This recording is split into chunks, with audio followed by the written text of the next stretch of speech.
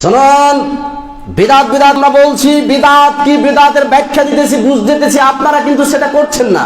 বিদাত কোনটা মানুষকে বুঝাচ্ছেন না। কোনোদিন জুমার মসজিদে বিদাতের আলোচনা করছেন না। গায়ের গরমে চলবেন না, বেশি বাড়াবাড়ি করিয়েন না, সীমা লঙ্ঘন করিয়েন না। বাতি যখন নিভাতে যায় তখন কিন্তু ধপ করে একটা জোরাল একটা আওয়াজ দেয়। আমি বুঝতে পেরেছি বাতি নিভানোর সময় এসেছে, বিদাত উৎখাতের সময় এসেছে, আর বিদাতীদের ওই চিল্লা পাল্লা এখন শুরু হয়েছে। আপনি বিদাতের উপর লেখাপড়া করেন নাই, আল্লাহর কসম করে বলে আপনার বাড়িতে বিদাত সুন্নাতের একটিও বই নাই। গায়ের জোরে আপনি সমাজে চলতেছেন। ওই যে বলতেছিলাম 600 আলেম আকরামুজ্জামান সাহেবের সাথে বাহাস করতে এসেছিল, একটাও বই কেউ পড়েনি যে কোনটা সুন্নাত আর কোনটা বিদাত। উনি আবার বাহাস করবেন কি দিয়ে?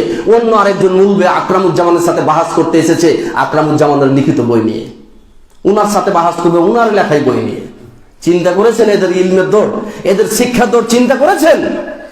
আপনি চলে যাচ্ছেন ওই মসজিদ, জোর করে পিটিয়ে ইমামকে তাড়িয়ে মানুষকে উত্তেজিত করে আপনি ওখানে আবার নতুন ভাবে বিদাত চালু করবেন। এই সাহস 2 দিনকার, এই দুঃসাহস, এই শক্তি, এই পাওয়ার থাকবে না, আমি বলে দিচ্ছি। খুব শীঘ্রই পায়ের নিচ থেকে মাটি হারিয়ে যাবে। এত বাহাদুরি করিয়েন না। যেখানে যে মসজিদে যেভাবে চলতেছে চলতে দিন। আপনার বক্তব্য আপনার জায়গা থেকে আপনি দিন, আমার বক্তব্য আমার জায়গা থেকে আমি দিই। সাধারণ মানুষের কাছে বক্তব্য প্রচার হোক, কোনটা হক আর কোনটা না হক মানুষের ব্রেনে ছেড়ে দেন, মানুষ বুঝার চেষ্টা করুক। মানুষ যদি আমার কথা সত্য মনে করে, বুঝ পায়, আমারটাই মানবে, তথা কোরআন হাদিস গ্রহণ করবে। মানুষ যদি আমি ভুল প্রচার করি, বুঝে যেটা না ভুল হচ্ছে, তাহলে মানুষ এটা ডিলিট করবে। আপনারটা ঠিক হলে মানুষ আপনারটা নিবে, আপনারটা ভুল হলে মানুষ আপনারটাকে পরিত্যাগ করবে, নিবে না। এখানে বাড়াবাড়ি করার, সীমা লঙ্ঘন করার কোনো আমি যুক্তিকতা দেখতে পাচ্ছি না। অতএব আপনি যা বুঝেছেন প্রচার করুন, আমি যা বুঝেছি প্রচার করি। খবরদার একজন আরেকজনের সাথে গায়ে পড়ে ঝগড়া করতে যাবেন না। কিসের এত দাপট, কিসের এত ক্ষমতা, কিসের এত বাহাদুরি?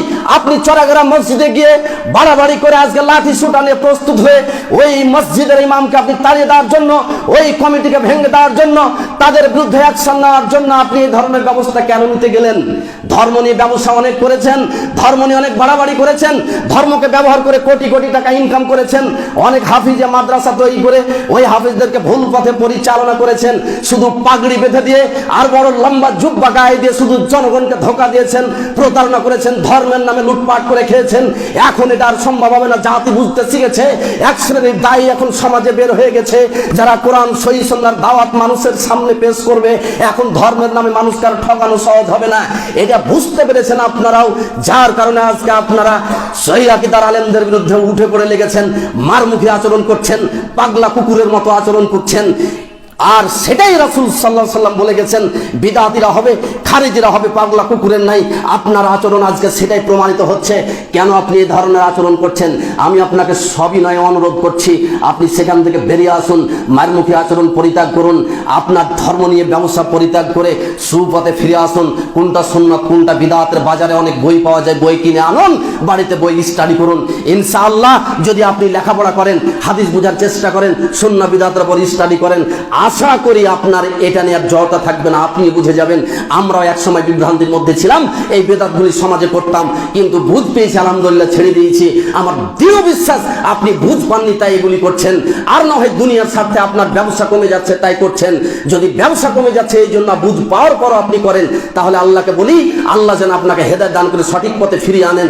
আর হেদায়েত যদি আপনার ভাগ্যে না থাকে, তাহলে যেন আল্লাহ আপনাকে সেখান থেকে সরিয়ে দিয়ে এমন কিছু ভালো মানুষ তৈরি করেন, যাদের মাধ্যমে আল্লাহ তাদেরকে হেদায়েত দান করে দিবেন। আর যদি আপনি না বুঝার কারণে এটি করে থাকেন, তাহলে আল্লাহর কাছে দোয়া করি, আল্লাহ যেন আপনাকে বিদআত সুন্নাতের সুন্দর জ্ঞান দান করেন। আর আপনাকে তো এমনি এমনি দিবেন না, বাজার থেকে আপনি বই কিনে লেখাপড়া করুন, যদি পড়েন ইনশাআল্লাহ বুঝবেন। আল্লাহ আমাদেরকে বুঝার তৌফিক দান করুন, আমিন। ওয়া আখিরু দাওয়ানা আলহামদুলিল্লাহি রাব্বিল আলামিন।